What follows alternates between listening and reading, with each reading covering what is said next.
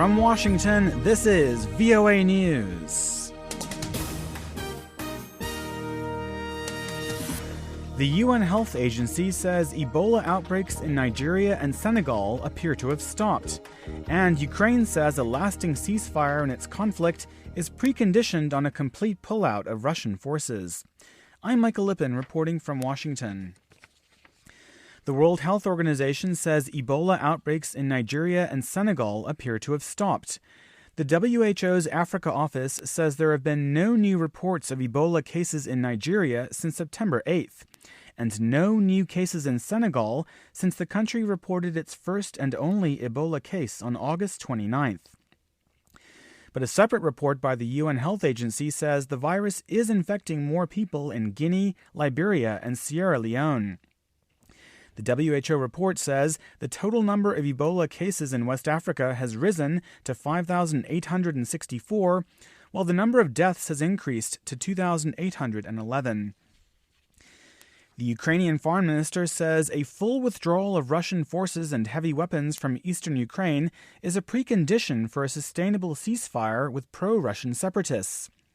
Speaking at the United Nations in New York on Monday, Pavlo Klimkin told reporters that Russia has to show political will to enable a lasting truce in Ukraine's conflict. Klimkin said other preconditions for a ceasefire include Russia closing its border with Ukraine and the release of Ukrainian hostages held by the separatists. Well, Moscow has consistently denied having any soldiers inside Ukraine or arming the pro-Russian rebels. This is VOA News.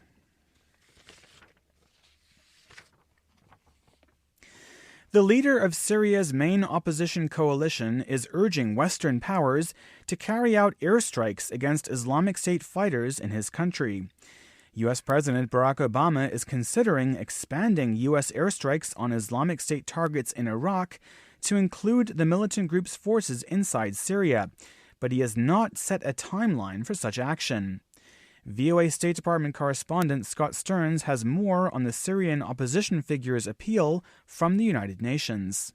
Syrian opposition leader Hadi al-Bahra says the international community must act quickly to prevent civilians threatened by Islamic State fighters in northern Syria. We must begin airstrikes in Syria immediately, as we speak. Hundreds of thousands of civilians in northern Syria, in Kobani area, Ain al-Arab area, are trapped in brutal siege by ISIS. Time is of essence to avert catastrophe. More than 130,000 civilians have fled that fighting in the north.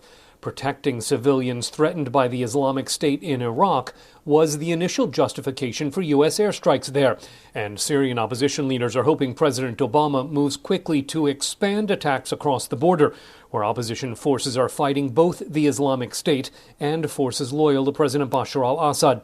Scott Stearns, VOA News at the United Nations. Cambodia's International Tribunal says the next phase of a trial of two former Khmer Rouge leaders will begin on October 17th. That date will mark the beginning of the final phase of the trial of Nuon Chea and Khieu Samphan. The two defendants face charges related to a wide range of alleged crimes committed when the Khmer Rouge ruled Cambodia in the 1970s.